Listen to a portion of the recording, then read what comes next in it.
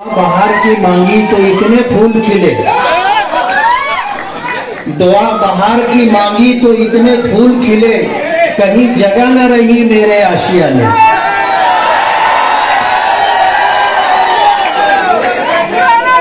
हमने meeting call की थी और इतना बड़ा मजमा जमा होगा हमने सोचा नहीं था। आपकी मोहब्बतों को सलाम, आपके खुलूस को सलाम, आपकी हमदर्दियों को सलाम। मैं तो अल्लाह रब्बुल आलमीन से ये दुआ करूंगा कि ये इनायत, ये नवाजिश लिख दे मेरे वास्ते, चंद कतरों पर कनाअत लिख दे मेरे वास्ते, और के हिस्सों में लिख दे लहलहाती खेतियां, बीज बोने की सआदत लिख दे मेरे वास्ते। आज की हमारी ये पहली मीटिंग साबिक मेयर अब्दुल मालिक साहब ने, डॉक्टर खालिद परवेज साहब ने, यूसुफ इलियास साहब ने आपको बता दिया कि हम गधों के साथ दौड़ना नहीं चाहते थे। हम इलेक्शन खड़ा नहीं करना चाहते थे, हम वक्त का इंतजार कर रहे थे।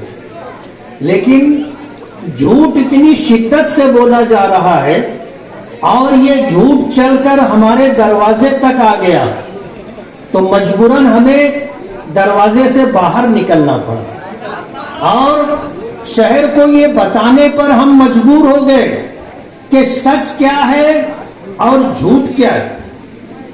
इस वार्ड में आकर के वार्ड के लोगों को गुमराह करने की कोशिश की गई कि मुफ्ती साहब ने काम क्या किया। अरे अल्लाह का एहसान है, आज पूरे शहर में 15 जगहों पर हमारा काम चल रहा है और 20 करोड़ रुपए से ज्यादा काम अभी पेंडिंग है। हमारे कामों को रोकने के लिए प्रशासक को इस्तेमाल करके हमारे कामों को रोका गया और अंडरग्राउंड ड्रेनेज के नाम पर, जिसके वो पार्टनर हैं और जिनके लोग सुपरवाइजर करके वहां पर लगे हुए हैं, उनको 1-1 लाख रुपया महीने की तनख्वाह मिल रही है। हमारे कामों को रोकने की कोशिश की गई, लेकिन कहते हैं ना, जिसे अल्लाह रखे उसे कौन चखे। आज पूरा शहर अपने चश्मे सर से देख रहा है कि जहां भी काम हो रहा है हमारा काम हो रहा है। 15 मकामात पर एक साथ काम चल रहे हैं और इस वार्ड के लोगों से पूछा गया कि आपके वार्ड में क्या काम हुआ। कारपोरेशन के खजाने को मौलाना अब्दुल हमीद नोमानी पुल के नाम से आपने चूना लगाया। 80 लाख और 1 करोड़ रुपए में वो पुल बनाया। इतनी बड़ी शख्सियत, इतना बुलंद नाम, जिसकी गूंज मालेगांव से लेकर दिल्ली तक थी, मरहूम हजरत मौलाना अब्दुल हमीद नोमानी रहमतुल्लाह अलैह के नाम से जिस पुल को मंसूब किया गया, जिसके नाम पर 1.5 करोड़ रुपया कारपोरेशन का लूटा गया, किस तरह का बना करके दिया गया है आपको पता है। आज आपको मैं ये बताते हुए खुशी महसूस कर रहा हूं। मैं अल्लाह रब्बुल आलमीन का शुक्रगुजार हूं कि नोमानी पुल का टेंडर फिनिश हो गया है। 8 दिन की मुद्दत डाली गई है। पुल बनाने के ख्वाहिशमंद ठेकेदार टेंडर डालेंगे और कानूनी प्रोसीजर पूरा करके उस पुल को बनाने का ठेका किसको मिलता है, किस एजेंसी को मिलता है, 8 दिन में वो फाइनल हो जाएगा और इंशाअल्लाह 8 दिन के बाद हम नोमानी पुल का काम शुरू करें। नोमानी पुल का बजट 7 करोड़ 67 लाख रुपया है और जैसा पुल नदी पर बन रहा है ऐसा ही बुलंदोबाला, शानदार और मिसाली पुल हम बना करके आपको देंगे। आपने हमें जिस एतमाद और भरोसे पर चुन करके दिया था, हम उस पर उतरने के लिए और खरा उतरने के लिए पूरी कोशिश करते रहे। हमने कहीं कोताही नहीं की। और आपको पता होना चाहिए कि एक एमएलए का साल भर का जो फंड और निधि होती है वो 5 करोड़ रुपया होती है। ये तो आप लोगों की दुआएं थी, अल्लाह रब्बुल आलमीन का फजल शामिल हाल था। हमारे इन साथियों की, डॉक्टर खालिद परवेज हैं, उनके वालिद मोहतरम यूनुस ईसा साहब हैं, अब्दुल मालिक साबिक मेयर हैं, यूसुफ इलियास हैं, और भी शख्सियतें हैं जिनका मशवरा रहा कि हम फंड ज्यादा से ज्यादा कैसे ला सकते हैं। हमने उसकी कोशिश की और अल्लाह ने हमें कामयाबी अता की। वरना 2009 से 14 तक मैं एमएलए रहा, 5 साल, 2 करोड़ रुपया आमदार निधि थी। इससे 1 रुपया ज्यादा सरकार ने मुझे नहीं दिया था। उस वक्त सरकार कांग्रेस और एनसीपी की मिली जुली सरकार थी, और यहां जो कांग्रेस के कर्ता धर्ता थे ये वहां जाकर के जबीसाई करते थे, मिनिस्टरों की चौखट पर नाक रगड़ते थे और उनको बताते थे कि अगर मुफ्ती साहब को आपने फंड दे दिया और तो इनका नाम होगा, हमारी पार्टी का नाम खराब हो जाएगा, इनको फंड मत दो। तो कांग्रेस के मिनिस्टरों ने हमारे 1000 जतन के बावजूद हमको फंड नहीं दिया, हमको फंड नहीं दिया। 5 साल तक हम कोशिश करते रहे। आज की मौजूदा जो सरकार, पिछले 2.5 साल जो सरकार रही महाविकास अघाड़ी की, जिसमें शिवसेना शामिल है, और आगे की ये सरकार जिसमें शिवसेना, एनसीपी और बीजेपी है, हमने वो रास्ता इख्तियार किया जिस रास्ते पर चल करके फंड मिलता है। जाहिर बात है सरकार किसी की भी हो, कोई हमारा नहीं है, कोई हमारा हमदर्द और खैरखा नहीं है। ये सारी पार्टियां जो सेकुलर होने का दावा करती हैं सेकुलर नहीं है। ये मुसलमानों का हमदर्द और खैरखा होने का दावा करती हैं, मुसलमानों के हमदर्द और खैरखा नहीं है। अगर ये मुसलमानों के हमदर्द और खैरखा होते तो 3000-4000 किलोमीटर के पैदल यात्रा में एक जगह तो मुसलमानों का नाम लेते। आज पार्लियामेंट इलेक्शन में जो सेकुलर होने का दावा करने वाली पार्टियां हैं, उनको अगर कामयाबी मिली है तो ये हमारे अकाबिरीन, उलमा और मुसलमानों के वोट का नतीजा है। हमने माजी के मुकाबले में पार्लियामेंट में 50% से कम वोटें दी थी। हमने इस मर्तबा टाइम्स ऑफ इंडिया की रिपोर्ट के मुताबिक 18% वोट बढ़ाई। तो मोदी जी जो कहते थे अब की बार 400 पार, वो आ गए 240 पर। हमने सिर्फ 18% वोट देने का, बढ़कर के देने का रास्ता इख्तियार किया था। और आपको मैं बता दूं, अगर मुसलमान 2% वोट और बढ़ा देता तो ये 100 पर आ जाते, 100 पर आ जाते। कल तक ये कहते थे कि हमको मुसलमानों के वोट की जरूरत नहीं है, आज इनको जरूरत पड़ गई। समझ में आ गया कि दाल आटे का भाव क्या है। इनकी 30 सीटें ऐसी हैं, 240 में से 30 सीटें ऐसी हैं जो 100 वोटों से कम से जीती। कितनी वोटों से?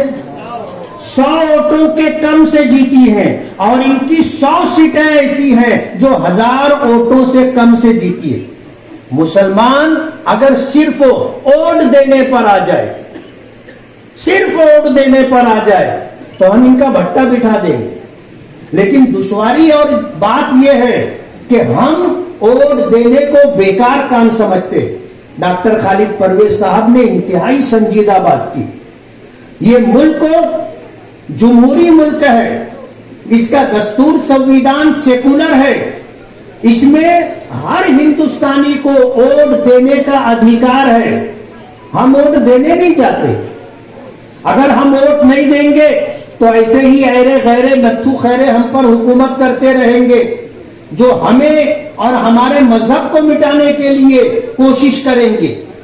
आपको यह तय कर लेना है कि हम हर हाल में वोट देंगे और अपने जमीर की आवाज पर वोट देंगे।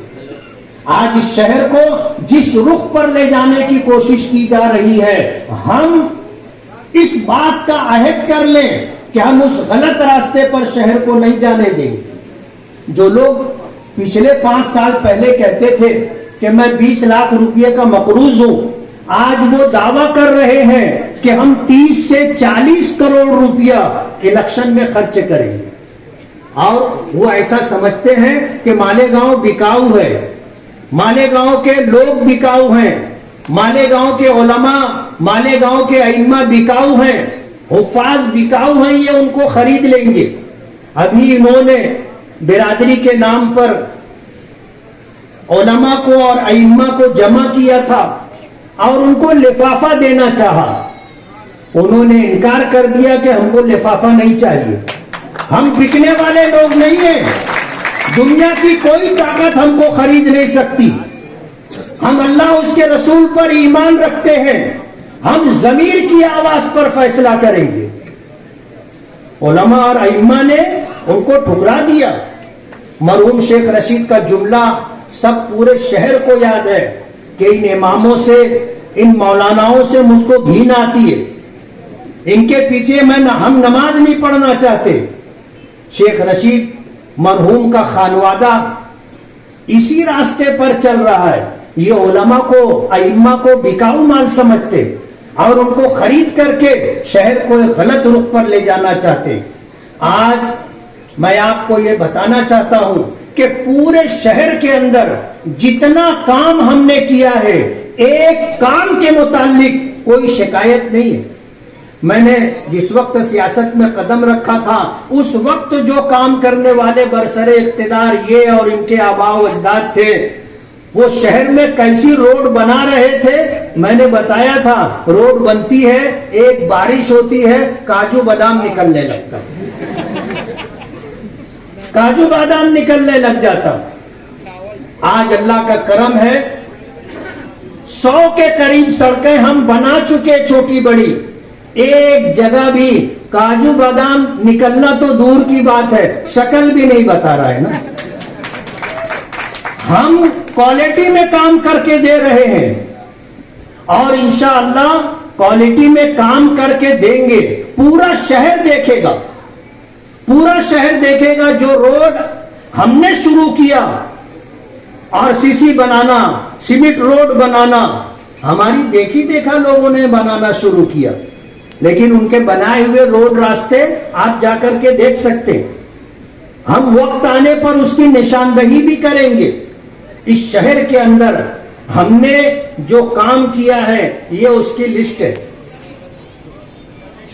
आप बोलो तो मैं सुना दूं। हमने वॉलीबॉल ग्राउंड में 10 लाख रुपए के बजट से हॉल और गेट का काम किया है। आप जा करके देख सकते हैं। साजिद अब्दुल रशीद से आप राब्ता करेंगे, वो आपको ले जाकर के बता देंगे। गालिब नगर और झोपड़े वाली मस्जिद के पास हमने 4 गलियों में 20 लाख रुपए के बजट से सीमेंट कंक्रीट रोड का काम किया है। महल्ले के लोग इस बात के गवाह हैं। और इसके अलावा इस महल्ले से हट करके होने वाले जो काम है, जैसे यूनुस ईसा साहब, उनकी गली 25 लाख रुपए के बजट से बनेगी। याकूब उस्ताद अखाड़े वाली गली 25 लाख रुपए के बजट से बनेगी। नोमानी ब्रिज 5 करोड़ 76 लाख रुपए के बजट से बनेगा। चंदनपुरी गेट से मासूम शाह कुट्टी तक 3 करोड़ रुपए के बजट से सीमेंट कंक्रीट रोड बनेगा। वार्ड नंबर 17 में चंदनपुरी गेट से अल्लामा इकबाल पुल तक 2.5 करोड़ रुपए के बजट से सीमेंट रोड बनेगा। वार्ड नंबर 17 में 21 लाख रुपए के बजट से लाइट और पोल का काम होगा। इंशाअल्लाह ये काम हम 2 महीने में आपको करके देंगे। काम शुरू हो जाएगा और वक्त आने पर काम भी होगा। हमने सलाम चाचा रोड पर 1 करोड़ रुपए के बजट से सीमेंट कंक्रीट रोड बना दी है। सूफिया मस्जिद वाली रोड 30 लाख रुपए के बजट से बन चुकी है। पवारवाड़ी गट नंबर 111 की 12 गलियों में 1 करोड़ के बजट से सीमेंट रोड और गटर बन रही है। पवारवाड़ी गट नंबर 116 की 8 गलियों में 60 लाख रुपए के बजट से सीमेंट रोड और गटर का काम चल रहा है। पवारवाड़ी नाहिद हज्जिन मस्जिद के पास 8 गलियों में 50 लाख रुपए के बजट से सीमेंट रोड और नाला बन रहा है। दत्तानगर वाली गली में 1 करोड़ रुपए के बजट से रजा चौक वाला रोड 2 करोड़ रुपए के बजट से, खलील सेठ की साइजिंग वाला रोड 30 लाख रुपए के बजट से, नया पूरा जलील दादा मिंबर वाली, बुरा मत मानना, कैसा है कि इसी नाम से पहचाने जाते हैं। मैं सिर्फ जलील बोलता तो शायद आप नहीं पहचानते। जलील मिंबर की गली नया पूरा जलील मिंबर वाली गली 20 लाख रुपए के बजट से बन चुकी है। बराबर है जलील भाई। नया पूरा सलीम इक्का वाली गली नंबर 14 तामीरी काम चल रहा है। वार्ड नंबर 13 जाफर नगर अशफाक साहब वाली गली बन चुकी है। मौलाना उमरैन चौक के पास 1 करोड़ रुपए के बजट से गार्डन का काम मुकम्मल हो चुका है। मालदा में गार्डन का काम 5 करोड़ रुपए के बजट से इंशाअल्लाह होगा। वर्क ऑर्डर वगैरह हो चुका है। इस्लामपुरा निशात रोड 50 लाख रुपए के बजट से ये रोड बन चुका है। 15 से 20 करोड़ रुपए के बजट से इस महीने में काम शुरू है। कुछ हो गया है, कुछ होने वाला है। हमने शहर में काम किया है और क्वालिटी में काम किया है और इंशाअल्लाह जो रोड हमने बनाया है 15-20 साल आपको वहां रोड बनाने की जरूरत नहीं पड़ेगी। इस शहर को जिस रुख पर ये ले जाना चाहते हैं हमारे तमाम साथियों ने उसकी निशानदेही की है। ये शहर को तबाह और बर्बाद करना चाहते हैं। जिनके पास पैसे नहीं थे इलेक्शन लड़ने के वक्त तो 20 लाख रुपए का अपने आप को मकरूज बता रहे थे, आज उनके पास 30 से 40 करोड़ रुपया कहां से आया? क्या धंधा करते हैं वो, क्या कारोबार करते हैं? पिछले दिनों आपने सुना था खालिद हाजी ने ऐलान किया था नशा मुक्त मालेगांव। क्या ऐलान किया था? नशा मुक्त मालेगांव। और नशा मुक्त हो जाता। उस वक्त अलग अलग मकामात पर प्रोग्राम करके नशे का धंधा करने वाले लोगों पर प्रेशर बनाया जा रहा था। उनको धौंस और धमकी दी जा रही थी। उनके घरों में घुस करके उनका हाथ पैर तोड़ दिया जाएगा, ऐसा वार्ड नंबर 7 में उन्होंने ऐलान किया था। लेकिन कानूनी तौर पर कुछ नहीं किया, कहीं एक लेटर नहीं दिया, कहीं कंप्लेन नहीं की। जब ये सब लोग प्रेशर में आ गए तो खालिद हाजी साहब उनके पार्टनर बन गए, और मुस्तकिल पैसा जमा किया जा रहा है। मैं आपसे कहना चाहूंगा अब्दुल मालिक साबिक मेयर ने जो ऐलान किया है कि इनका धंधा तो हम बंद करेंगे, लेकिन इसके लिए हमें आपका साथ चाहिए। आपके इल्म में अगर आए, आपको पता चले कि कौन कुत्ता गोली बेचता है, कौन एंडी बेचता है, कौन गांजे का कारोबार कर रहा है, कौन नशा आउर चीजें बैरून शहर से ला करके मालेगांव में सप्लाई करता है, कौन होलसेलर है और कौन रिटेल में ये काम करता है, अगर आपको पता चले, आपकी शरई और समाजी जिम्मेदारी है, आप हमसे राब्ता करें, उनको अंजाम तक पहुंचाने का काम हम करेंगे।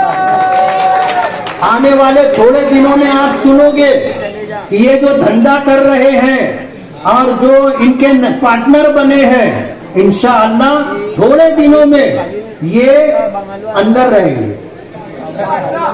हमने हाउस में इनके खिलाफ आवाज उठाई, और मालेगांव छोड़ दीजिए, मालेगांव में डिपार्टमेंट में ऐसी काली भेड़ है जो इनसे हफ्ता लेती है, और हफ्ता लेने की वजह से इनके खिलाफ जब ईमानदार ऑफिसरान कार्रवाई करना चाहते हैं तो ये उनको खबर कर देते, उनको बता देते। लेकिन मैं उन काली भेड़ों से ये कहना चाहता हूं कि आज इस शहर में ईमानदार ऑफिसरान मौजूद हैं, हमारे जिले में ईमानदार ऑफिसरान मौजूद हैं, महाराष्ट्र के अंदर ईमानदार एजेंसियां मौजूद हैं। ये इनके तमाम कॉन्टेक्ट निकाल रहे हैं और उनको मिल भी रहे हैं। डॉक्टर खालिद परवेज साहब ने इशारे में ये बात कही कि उनकी कॉल रिकॉर्डिंग है, क्रॉस रिकॉर्डिंग कर दी गई है, और कहते हैं कानून का हाथ बहुत लंबा होता है। गुनहगार ऐसा समझता है कि कोई मुझे देख नहीं रहा है, लेकिन बहुत पहले हमारे बड़ों ने ये बात कही है कि दीवारों को कान होता है, बराबर है। उसमें एक जुमला मैं आगे बोलता हूं, दीवारों को आंख भी होती है। तुम्हारे सारे कारनामे आज डिपार्टमेंट के सामने है और इंशाअल्लाह ज्यादा दिन नहीं लगेगा। मैं तो आपको ये खुशखबरी दूंगा, इलेक्शन होने से पहले इनके घर के 2 जिम्मेदार अंदर होंगे। लड़ना हम भी जानते हैं, लड़ना हम भी जानते हैं। रौनकाबाद के 2019 के जलसे में शेख आसिफ साहब ने कहा था कि मुफ्ती साहब मुझे मारने के लिए सुपारी दिए। उस वक्त मैंने ऐलानन ये बात कही थी, अलल ऐलान, कि मेरे पास अपनी सेफ्टी के लिए, सेल्फ सेफ्टी के लिए लाइसेंस वाला रिवॉल्वर है। जिस दिन मुझे लगेगा कि मेरे ऊपर कुछ होने वाला है तो मैं ही मार दूंगा ना।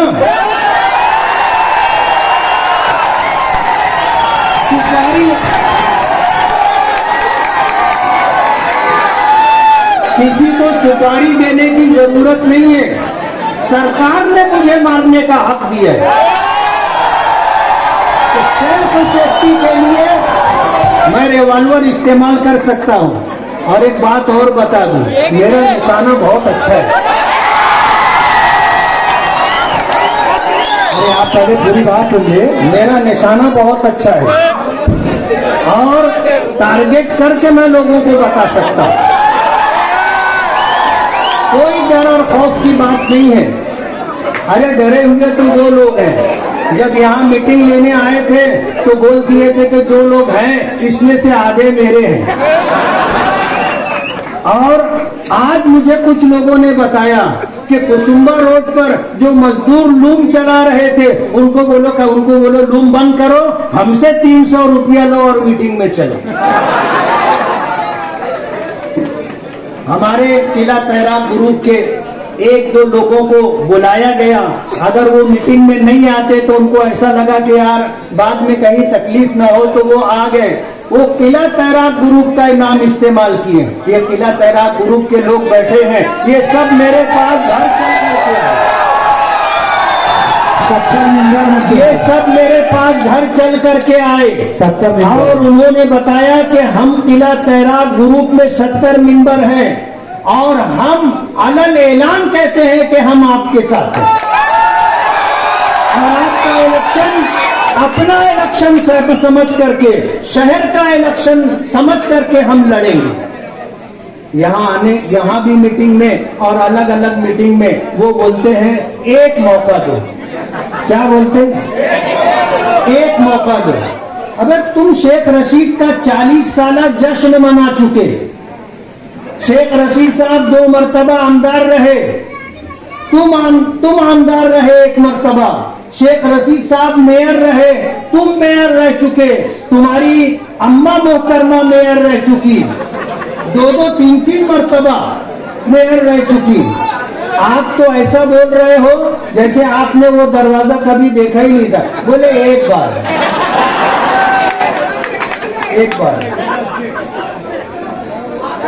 सारी दौलत तो वहीं से लूट करके आप लाए, पूरे शहर को खंडर आपने बना दिया, पानी आपने बेच डाला, और साथ में ये कहा कि अगर हमारा बस चले तो ये नारू शंकर का किला भी बेच डालेंगे।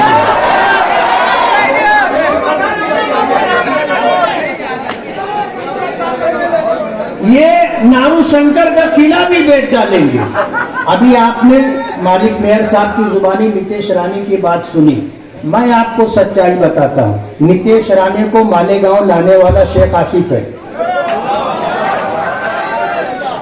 और उसकी कॉल रिकॉर्डिंग भी है।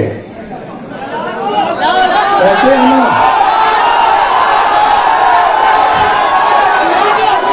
अपनी सियासी रोटी सेकने के लिए ये इस हद तक चले गए। वो 1.5 फीट के बटलर को मालेगांव लेके आ गए और वो आके कहता है ये पूरी किला झुपड़पट्टी उखाड़ के फेंक दूंगा, बुलडोजर लेकर के आऊंगा, सबको मिटा करके खत्म कर दूंगा। हमको आकर के कहना पड़ा कि तेरी और तेरे बाप की हिम्मत हो तो आके बता। बुलडोजर के सामने हम खड़े रहेंगे,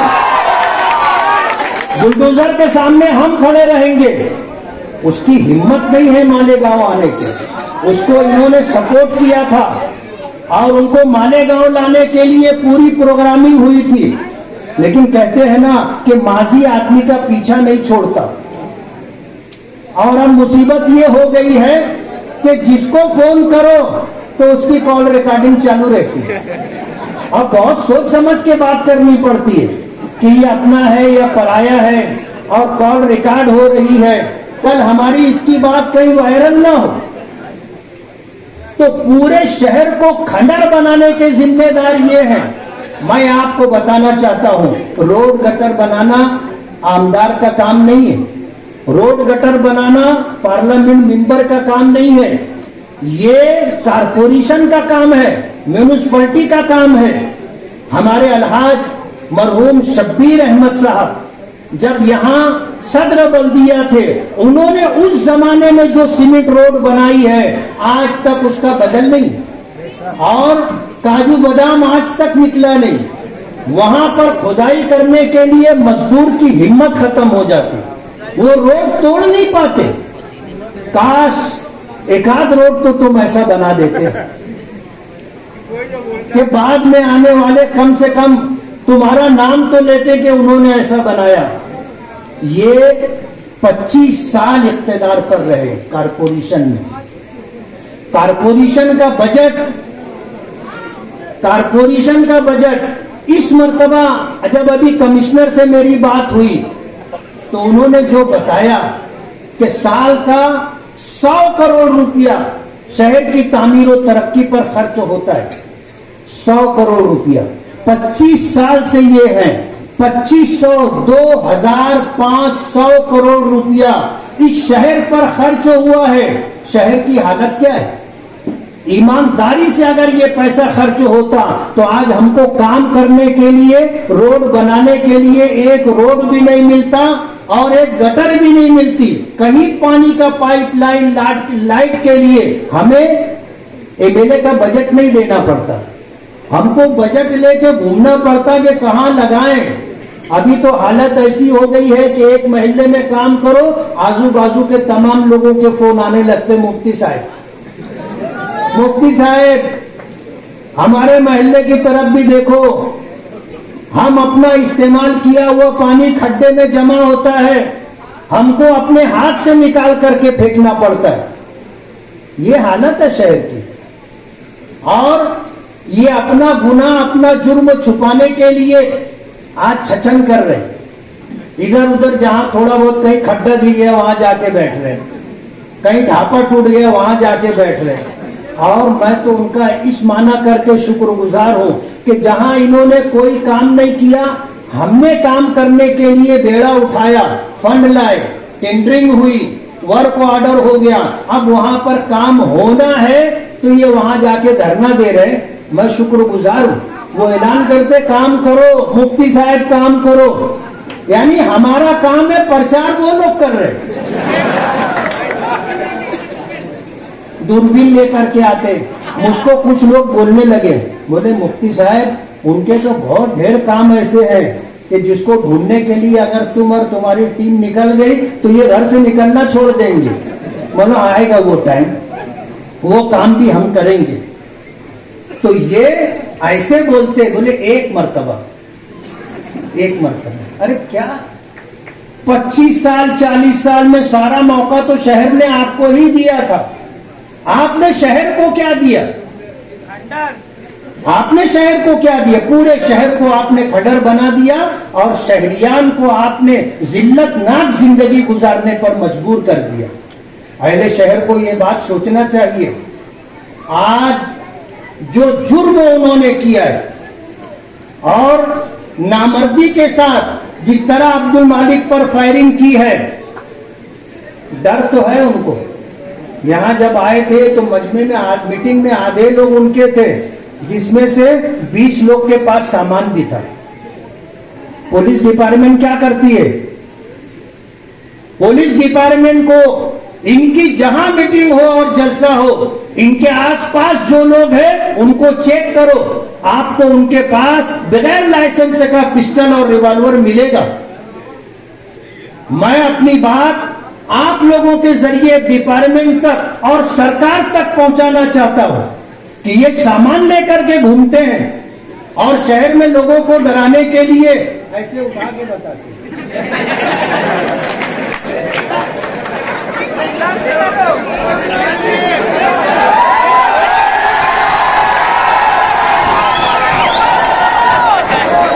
बहुत पहले किसी ने कहा, बहुत पहले, कि इन जैसे कामों के लिए कलाई नहीं कलेजा चाहिए, और वो कलेजा है हमारे पास। और तो मजाक बैठे, वो जिगर है हमारे पास। और एक जुमला और सुन लो, साथ में लेके जाना, तलवार रख लेने से कोई टीपू सुल्तान नहीं हो जाता। वक्त आएगा आपको बताएंगे, वक्त आएगा आपको हम बताएंगे। आज तो इनकी हालत ये हो गई है कि पूरे शहर के लोगों से कह रहे हैं एक बात, और शहर इनको जानता है 32 तारीख के नाम से। शहर इनको जानता है 32 तारीख के नाम से। ये अपने खानदान के तमाम लोगों को बार बार इस बात का यकीन दिलाना चाहते हैं कि हम इलेक्शन में 30-40 करोड़ रुपया खर्चा करेंगे। अब वो 32 तारीख वाली बात नहीं है। ये खानदान को लोगों को समझाने की कोशिश कर रहे हैं कि हम तुमको खर्चा देंगे, हम तुमको पैसा देंगे, तुम टेंशन मत लो।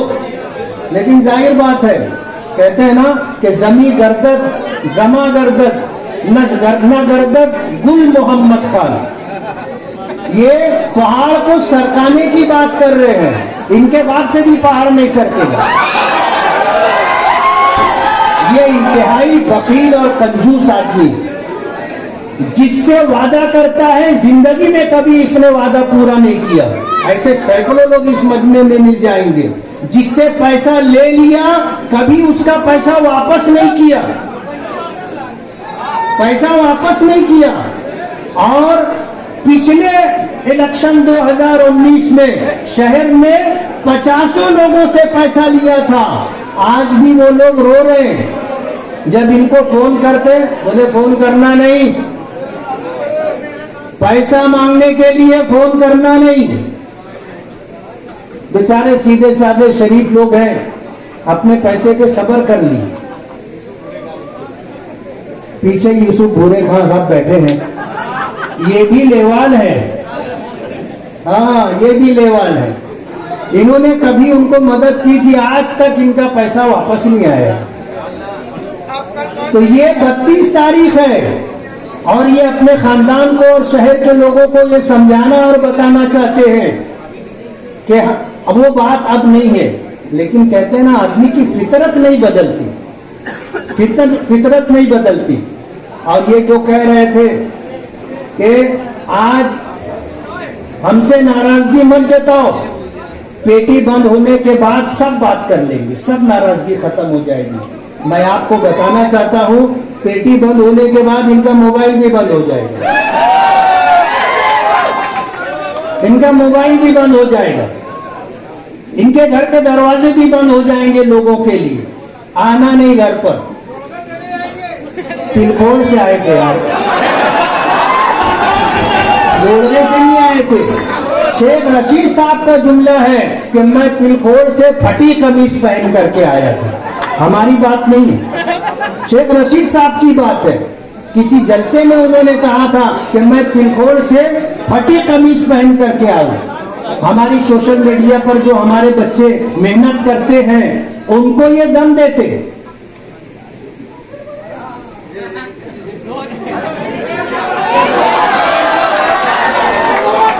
उनकी टेढ़ी मुंडी है और उंगली से हम लोग डरने उड़ने वाले नहीं है। बोले आज नहीं, पेटी बंद होने के बाद तुम्हारे घर पर आऊंगा। बोले पेटी बंद होने के बाद तुम्हारे घर पर आऊंगा। कोई आता होता नहीं। हाँ, पेटी बंद होने के बाद पूरा शहर इनको ढूंढने के लिए निकलेगा ना, पूरा शहर ढूंढने के लिए निकलेगा। हिसाब किताब लेना हम भी जानते। और आज मैं आखिर में आपको ये बता दूं, आखिर में ये बता दूं कि ये अगर जातियात पर आएंगे, ये अगर जातियात पर आएंगे कि मेरी जातियात पर, मालिक भाई की जातियात पर, डॉक्टर खालिद की जातियात पर, यूसुफ इलियास की जातियात पर, तो मैं ये बता देना चाहता हूं कि हमारे पास भी बोलने के लिए बहुत कुछ है और मुंह में जुबान भी है। गोरकी भौजी से शुरू करेंगे।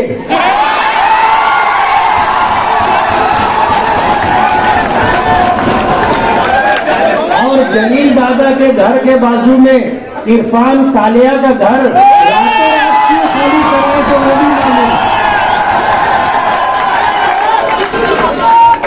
ये पूरी हिस्ट्री हमारे पास है। आज गोरकी भौजी शायद उनकी समझन हो गई है, लेकिन जो हुआ है वो मालूम है। चांदौर से लेकर के मालेगांव की कहानी भी है ना। और बंबई जब ये जाते थे, एमएलए थे, तो अपने साथ जितने लोगों को बंबई ले करके जाते थे सबको नंगा देते थे ना।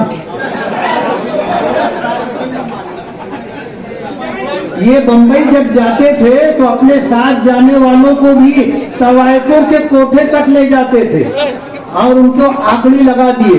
वो बेचारे उनका साथ छोड़ ही नहीं पा रहे। आज मजबूर है उनके स्टेज पर आने पर, और जो वो कहलवाना चाहते हैं वो कहने पर मजबूर है। तो अगर जातियात पर आएंगे तो हमारे पास बहुत ढेर मवाद है। और एक बात और बता दूं, ये सारा मवाद हमको उनके ही लोग लाके दिए। हम तो किसी की शो में नहीं रहते, किसी का पीछा नहीं करते, लेकिन ये जिनको डस लिए, जिनको डस रहे हैं, जिनको लूट रहे हैं, जिनका धंधा छीन रहे हैं, जिनकी जमीनों पर कब्जा कर रहे हैं, जमीनों को टोकन दे करके ले लिया, अगला पेमेंट नहीं दे रहे हैं और उनको हर तरीके से हरेसमेंट कर रहे हैं, ऐसे लोग जो उनके आजू बाजू में साथ में उठते बैठते हैं, वो सब ये कहानी ला करके दे रहे हैं। हमारे पास है और हमने इनको कभी छेड़ा नहीं। लेकिन अभी उन्होंने जो हरकत की कि जमीयत उलमा पर उन्होंने इल्जाम लगाया। जमीयत उलमा हिंदुस्तान में मुसलमानों की वाहिद नुमाइंदा तंजीम है जो जमीन से लेकर सुप्रीम कोर्ट तक मजलूम मुसलमानों का मुकदमा लड़ रही है, जिसको 19 नवंबर 1919 में हमारे बुजुर्गों ने, उलमा ने कायम किया था, जिसकी एक ताबनाक, रोशन और जर्रीन तारीख है, जिसके नाम से हुकूमत भी सोचने पर मजबूर हो जाती है। उस पर इल्जाम लगा रहे कि बोले इनका बांग्लादेश से ताल्लुक है और ये जमात बांग्लादेश में फंडिंग करती है। अब जमीयत उलमा को उन्होंने छेड़ा है। जमीयत उलमा की हंगामी मीटिंग हुई और जमीयत उलमा के मिंबरान ने तय कर लिया कि हम इनको तो छाती का नहीं, नानी का दूध याद दिलाते। और इल्जाम वो लगाया गया है जो डॉक्टर जाकिर नाइक पर लगाया गया। उस आदमी को इस इल्जाम की वजह से हिंदुस्तान छोड़ना पड़ा। आज मलेशिया में जा करके उनको जो है शरण लेनी पड़ी, पनाह लेनी पड़ी। इनका बीजेपी से ताल्लुक है और ये बीजेपी की ईमा पर, बीजेपी के इशारे पर जमीयत उलमा पर ये इल्जाम लगा रहे हैं। हम सब समझते हैं और उसकी खुली दलील है। ये बोलते हैं अजीत दादा पवार, अजीत दादा पवार, अजीत दादा पवार। ये बोलते हैं हम आजाद इलेक्शन लड़ेंगे। ये सौदा करके आए अजीत दादा पवार से कि आप हमको इलेक्शन लड़ने के लिए फंड दो, हम आजाद लड़ेंगे और चुन करके आएंगे तो आपके साथ बीजेपी में जाएंगे। इनको वोट देना, बीजेपी को वोट देना, इनको वोट देना, पूरे मुल्क में मुसलमानों के खिलाफ वोट देना है, मसाजिद के खिलाफ वोट देना है, दरगाहों मदरसों के खिलाफ वोट देना है। इनको वोट देना मुसलमानों को तबाह और बर्बाद करने के लिए वोट देना है। हम तो कुछ बोलना नहीं चाहते थे, हम चाहते थे कि ये अजीत दादा पवार का नाम बार बार ले, ताकि शहर वालों को समझाना हमारे लिए आसान हो जाए कि अजीत दादा पवार के साथ बीजेपी में जाने का प्रोग्राम बनाए। इसलिए आज की इस मीटिंग में मैं आपको ये पैगाम देना चाहता हूं, ये इलेक्शन आप मेरे लिए मत लड़िए। सियासत से मुझे कोई खास दिलचस्पी नहीं है। इनकी दादागिरी, भ्रष्टाचारी और हमारी माँ और बहनों के साथ जो सुलूक इनका था, उसके खिलाफ मैं सियासत में आया था और उस दिन से मैंने तय कर लिया है कि इनको घर बिठाना है और इंशाअल्लाह इस मर्तबा इलेक्शन होगा। आप सब तय कर लो कि इनको घर बिठाना है और फातिहा पढ़ने के बाद ताजियत और तसल्ली की भी बात करनी है। समझ रहे ना, मैयत को दफन करते तो आखिर में क्या रहता, तसल्ली रहती। तो इंशाअल्लाह इनकी सियासत को दफन करेंगे और इंशाअल्लाह फिर ताजियत और तसल्ली का जलसा भी लेंगे। वह आखिर दावाना अनिल हम्दुलिल्लाह।